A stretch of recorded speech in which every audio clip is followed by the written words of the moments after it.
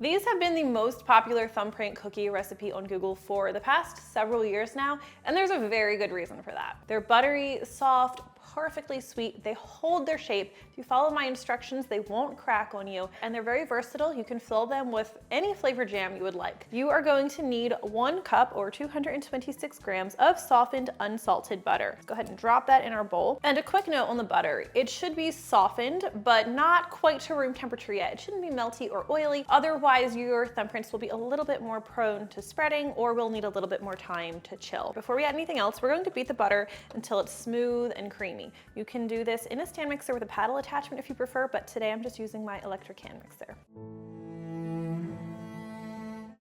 All right, once that's nicely creamed, just takes a couple of seconds. We're going to scrape the sides of our bowl. Next, we'll add a 1/3 cup or about 70 grams of granulated sugar, as well as a 1/3 cup of firmly packed light brown sugar. Now, a lot of these thumbprint cookies will skip the brown sugar and do all granulated, but this is one of the reasons this recipe is such a good one and it does so well. The brown sugar adds great depth of flavor and keeps those cookies perfectly soft and melt in your mouth. We'll stir everything together until it's well creamed, and then we're going to add 1 egg yolk. So just the yolk. You can save the egg white too. Ooh, I don't know, make some candied pecans or something like that. But you don't want it to go in your cookie. If you just drop it in, your cookies are going to spread too much and then you're gonna be mad at me even though I told you not to include it. Please don't do that. So for this recipe, I didn't want like a shortbread. I wanted to add the egg. It helps kind of make the dough a little bit more cohesive, bind it together, keep it sturdy, and it also makes it more tender. So key ingredient. We'll also add 3/4 teaspoon of vanilla extract.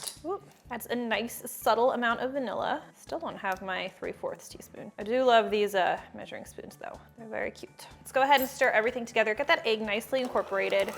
And we're going to pause, get rid of this egg yolk. Scrape the sides and bottom of the bowl. This is always important, but especially important if you are important, so nobody yells at me. People don't like how I say that word. It's especially important if you are using a stand mixer because they have that little crevice at the bottom. It's like a divot. So food gets stuck there and you don't realize you're not incorporating all your ingredients. So scrape that. That's all we need to do with that bowl for now. Let's grab a separate bowl for our dry ingredients. Really quickly, we'll combine 2 1/4 cups or 280 grams of all-purpose flour, 2 teaspoons of cornstarch. Cornstarch is another key favorite ingredient of mine for a nice tender cookie that again holds its shape. Super important with these cookies. Then 1/2 teaspoon of table salt. Give this a quick whisk, get everything nicely combined. Let's bring back our butter mixture, and we are going to gradually add the dry ingredients to the wet. Gradually being the key word here. If you add too much flour at one time, it's going to be very difficult to incorporate it properly. You're going to have a crumbly dough, difficult to work with, and it's going to yield you thumbprint cookies that crack as you are thumbprinting them. Let's go ahead and stir this in a little at a time. Once that flour is incorporated, we'll add some more. I usually do this in 4 parts. Number 3. And our last bit. You can see it stays a little dry and crumbly for a bit, but just keep stirring, it will all come together.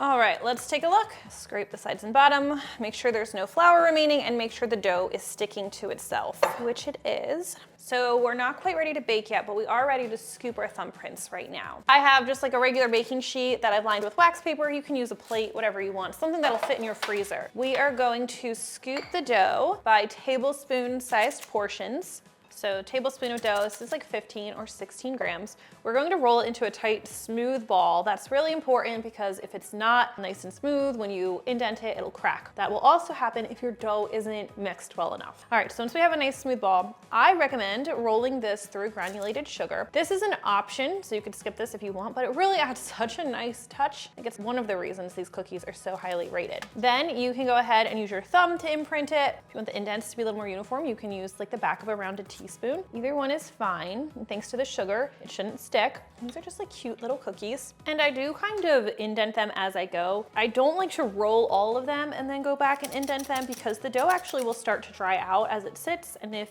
you take too long, then when you go to indent it, the dough could be a little dried out and could be more prone to cracking. I mean, I might roll like 4 or 5 and then indent them, but I don't like to do all of the cookie dough and then go back. Maybe that's just me though. Last one.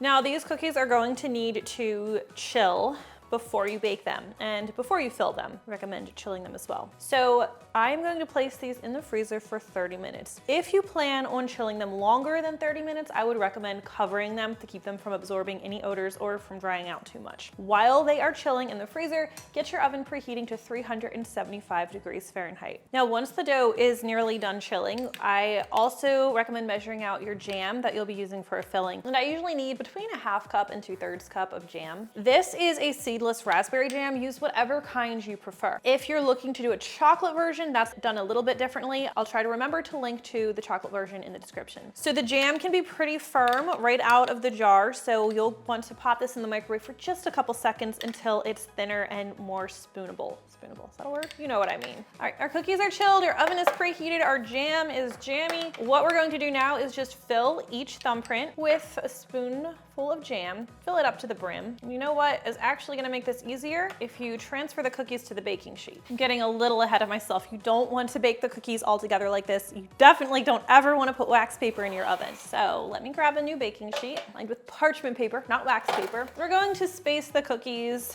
about 2 inches apart. Now let's finish filling them. These are off to the center rack of our 375 degree Fahrenheit preheated oven. They typically need to bake for about 8 or 9 minutes. You're looking for the edges to be just beginning to turn a light golden brown. If you're using a darker pan, I would check them even sooner because that can cause them to cook faster. All right, let these cookies cool completely on the baking sheet. If you try to move them while they're still warm, they'll be a little bit fragile and they're prone to breaking. Also, ideally, we always slightly underbake our cookies. This allows them to finish cooking on the baking sheet, which means they stay nice and soft. If you overbake them, they're too brown, they're going to be dry and crumbly the next day, so slightly underbaking is always the way to go. But just slightly, or they will fall apart on you. All right, once they've cooled, your cookies are ready to enjoy. If you've tried it in the past, or if you're going to try it, let me know what you think. I really do always love hearing from you.